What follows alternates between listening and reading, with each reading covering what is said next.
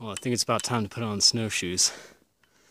I try to avoid it as long as I can, because snowshoes are pretty annoying. But this is going to be more annoying without, so I can put this on.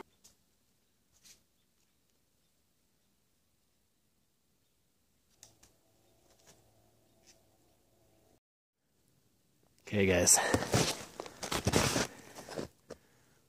all along the side of this hill you can see these snowballs that start falling and then pick up more snow as they go along.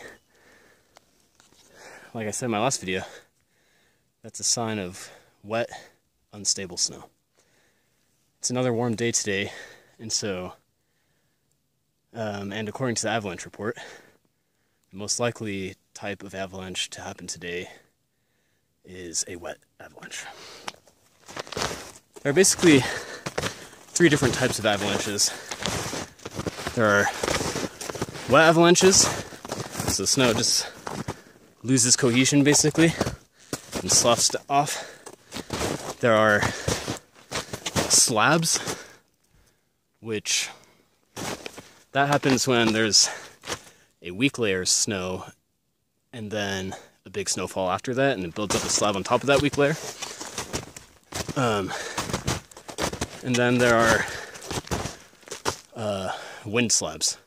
So like snow cornices that build up on the leeward side of a ridge.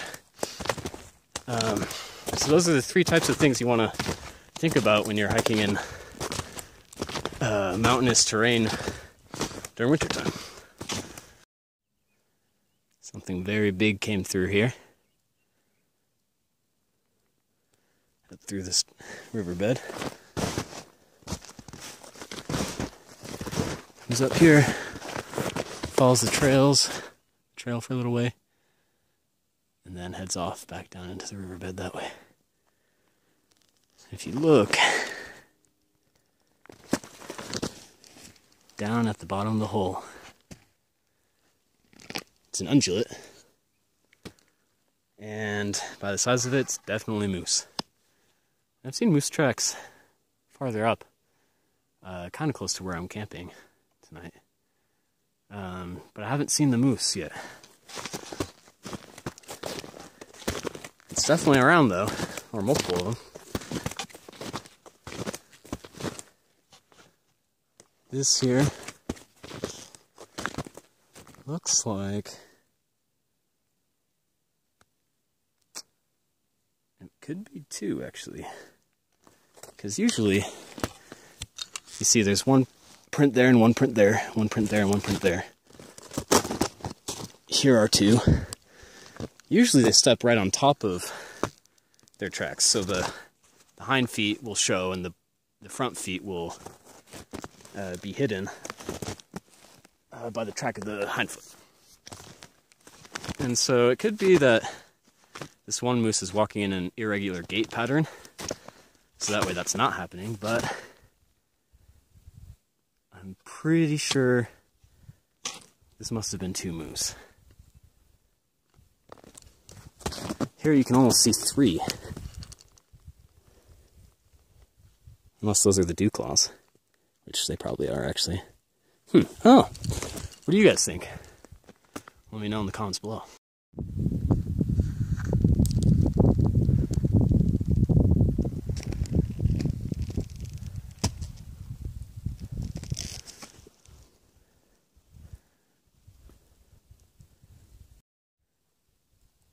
Here's the aftermath of a small avalanche.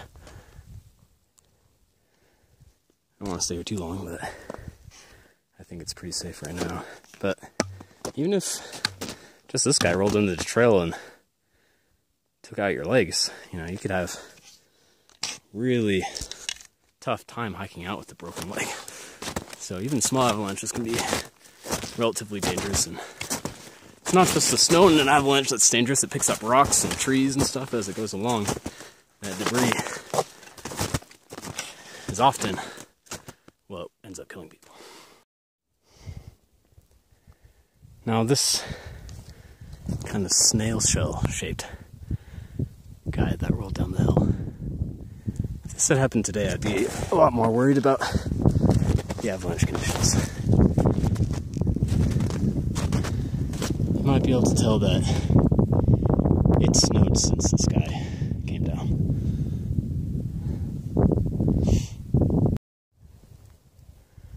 Here's a downed tree that probably fell just in the windstorm a few days ago. This wood looks pretty dead, so you might think that's good firewood, but if you check out these branches here, you can see it still has buds on it. These branches, the buds are dead. They snap off, these ones don't. So my guess is half the tree died, and so it's unstable. That's why it fell down in the wind. And so if you're using it for firewood, this part would probably be good. I mean, it's snapping well. The buds are totally gone at the ends here.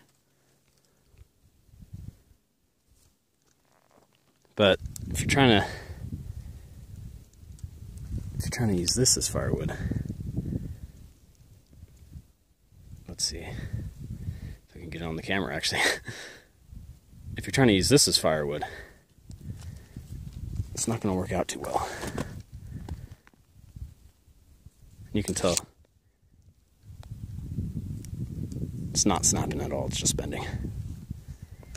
So if you're looking for firewood and you're not sure if a tree's dead or not, because it's winter, the leaves are gone, try checking the buds, as well as feeling if it can snap or not.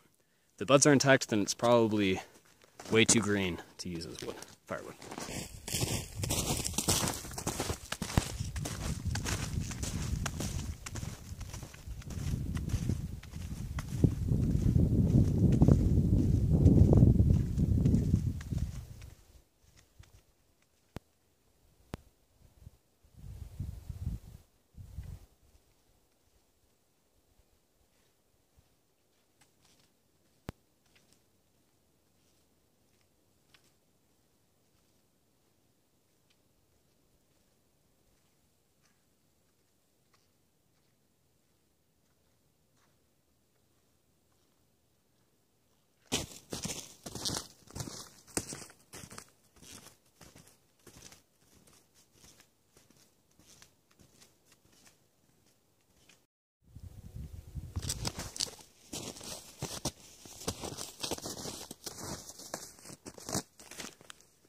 Hey guys, wildernessing in the Rockies here. Doing a one-nighter here. It's kind of my go-to spot.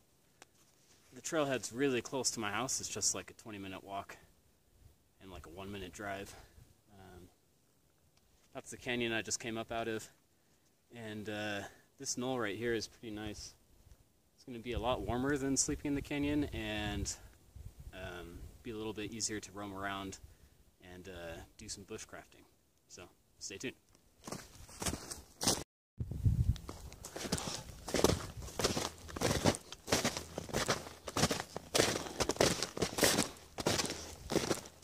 So I haven't camped up here this winter yet, actually. This became my go-to spot late last summer and then throughout fall. It's really pretty during the winter, though. I've been doing hikes and trips other places.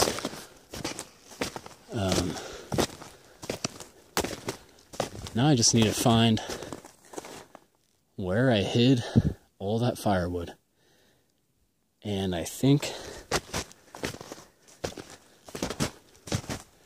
holy moly.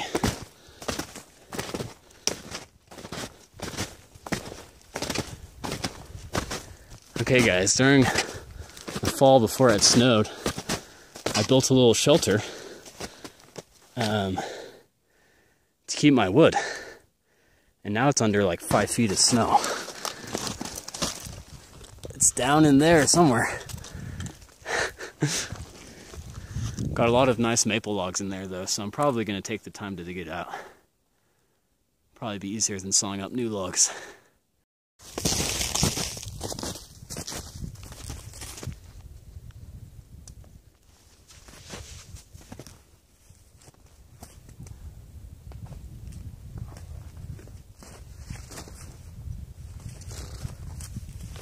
Man, I'm beat and super sweaty. I brought a change of clothes, so I'm gonna let this pair dry out a little bit. And then I'm gonna set up camp. I've got a canvas tarp with me. I'm gonna put it in between these two trees right here. I kind of wanted to dig out the snow, so that way when I have my fire going, it's not gonna, you know, just be burning a hole down through the snow. And possibly, you know, making my bed fall into the fire pit. But as you can see, you know, the snow's at least this deep. That's as far as I could push the stick in. And that's a little too much for me to want to dig out. So I'll just have to have my fire a little bit farther away. That's okay. I wasn't planning on using it for warmth throughout the night. My down blanket should be good enough for that. So anyways, we'll get that camp set up.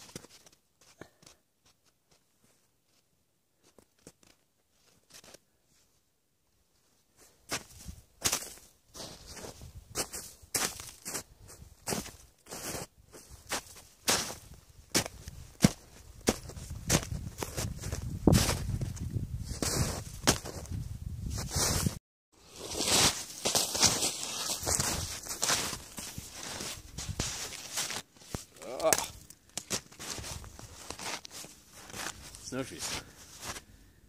Alright guys, my storage space is about full actually on my camera. Forgot to upload some old videos to the computer, so I can't delete them yet. Which is too bad, so you're going to miss out on some of my bushcraft projects that I'm going to do tomorrow, but I'll just take you guys along next time. I'll come out with another video soon. Right now I'm going to head off into the other side of this ravine where there's some of those fir trees and set up some traps. I've got 2 conibear traps and just a rat trap. And I've caught squirrel using a rat trap before. So I'm going to try that out again and see if it works. And I'm just baiting with good old-fashioned peanut butter. Alright guys, catch you later.